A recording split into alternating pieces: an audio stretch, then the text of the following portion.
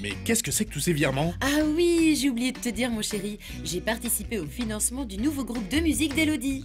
250 €, mais enfin, c'est pas un peu beaucoup pour un jeune groupe? Mais ne t'inquiète pas, c'est du financement participatif. C'est un système tout nouveau et Elodie m'a promis que j'en aurais pour mon argent.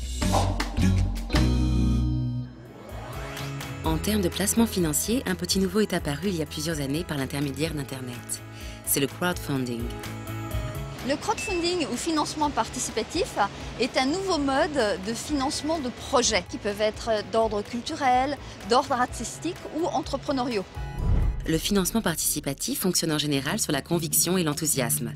Il peut prendre plusieurs formes. Il peut s'agir de dons, avec ou sans contrepartie, de prêts gratuits ou rémunérés, ou de titres. Le crowdfunding, selon la forme choisie, peut présenter quelques risques. On fait un don à un projet qu'on a choisi. Et ça peut être un problème si évidemment la somme que vous avez donnée va dans la poche soit d'un escroc ou soit dans la poche d'un autre projet. Fait en tant que donateur, vous pouvez être frustré de votre geste. À la fraude peuvent s'ajouter d'autres risques, en cas de prêt ou d'achat de titres.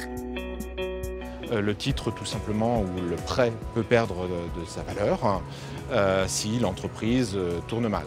Il y a un deuxième risque si l'investissement se fait sous forme de titre, c'est que le titre ne puisse pas être facilement cédé.